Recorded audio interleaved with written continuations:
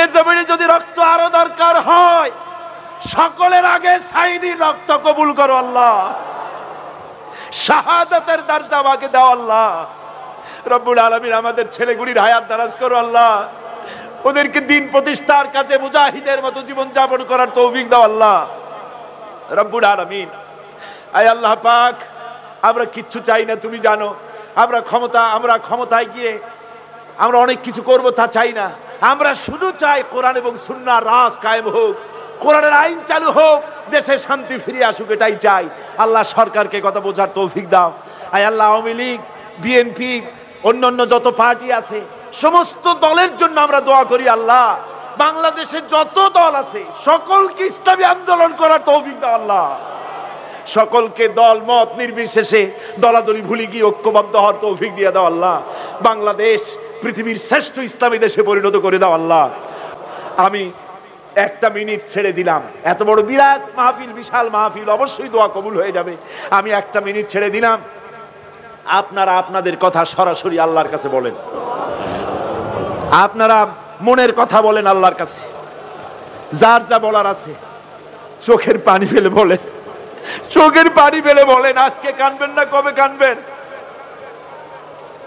রাসূলুল্লাহ বলেছেন, কান্না না আসে কান্নার ভান করো, ওটাও কান্নার মধ্যে পরিগণিত হয়ে যাবে।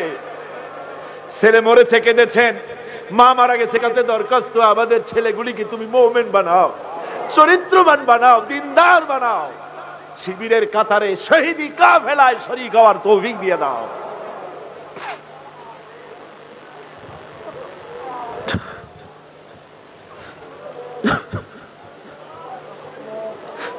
আল্লাহ, ওরা গুপ্ত হত্যার পরিকল্পনা নিয়েছে আল্লাহ, ইসলাম বিরোধীরা গুপ্ত হত্যার পরিকল্পনা নিয়েছে আল্লাহ, ওরা গৃহযুদ্ধের পরিকল্পনা নিয়েছে আল্লাহ। বাংলাদেশ থেকে আল্লাহ আলেম ওলামা, ইসলামী আন্দোলন নেতাদেরকে তুমি ইবাদত করো আল্লাহ। বাংলাদেশটাকে গৃহযুদ্ধের হাত থেকে তুমি বাঁচায় দাও আল্লাহ। আমাদের চোখের পানি তুমি বিফলে যেতে দিও না আল্লাহ।